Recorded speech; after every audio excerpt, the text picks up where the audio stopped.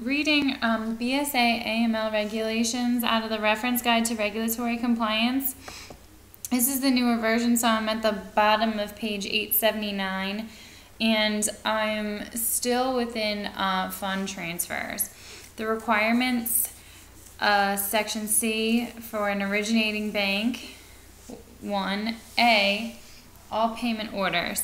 A bank that sends the payment order in a funds transfer must keep the following records for each such transfer. Form of the record keeping may include originals, microfilm, electronic record, or other copy. This includes Roman numeral 1 through Roman numeral 6.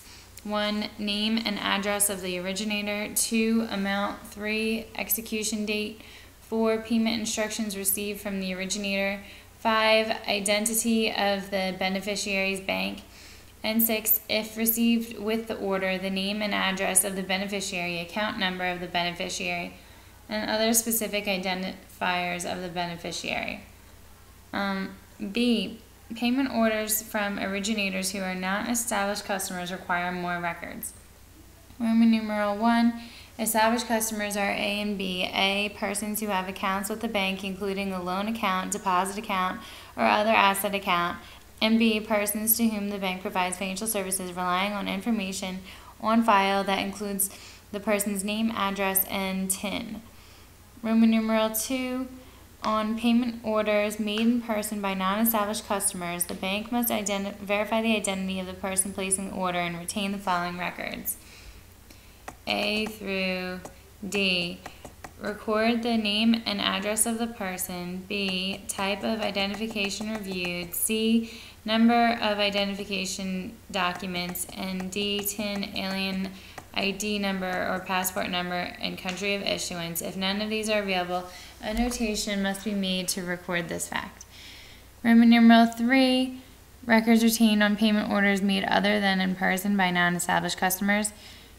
A through C. A. Name and address of the person placing the order. B. TIN of the person placing the order or that person's alien ID number or passport number or country of issuance, and if none is available, noting that fact. C. A copy or record of the method of payment. If the bank knows that the person placing the order is not the originator, then it must retain a record of the originator's TIN, alien ID number, or passport and country of issuance, if known by the person placing the order. If not known, a notation must be made to record this fact. C. Records must be retrievable by the originator's name, and if the originator is an established customer with an account for funds, transfers by account number. 2. Intermediary bank. A bank is defined as a bank that receives a payment order and a funds transfer, but that is not the beneficiary bank. Must retain either the original or a microfilm, electronic record, or other copy of the payment order. Beneficiary bank requirements for all payment orders. A beneficiary bank, in this sense, is defined as a bank identified in a payment order to make payment to the beneficiary by accrediting the beneficiary's account, or otherwise must maintain a copy of the payment order.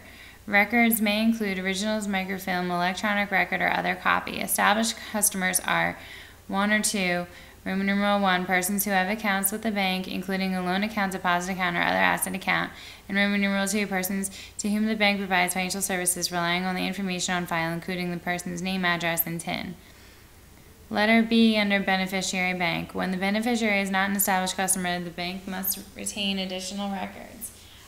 When payments are delivered in person to the beneficiary or its representative or agent, the bank must verify the identity of the person receiving the payment and retain A through D, which is the name and address of the person, the type of ID reviewed, the number of the ID, and the TIN or something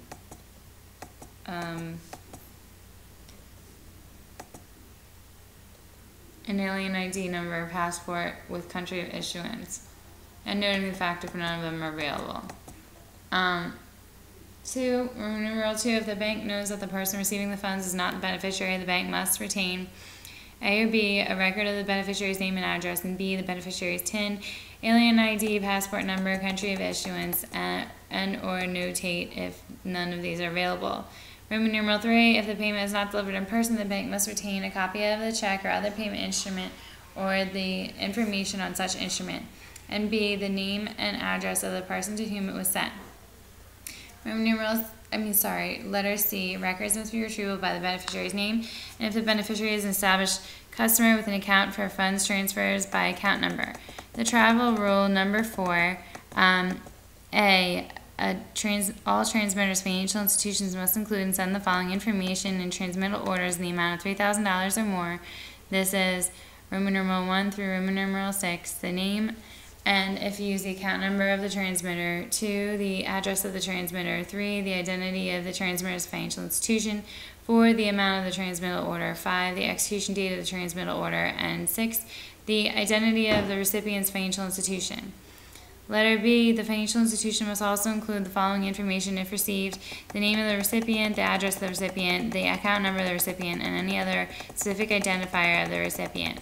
The next section is due diligence for foreign correspondent banks and private banking accounts and prohibitions on accounts for foreign shell banks. I have, that's where I started in a separate recording. So I'm going to stop here.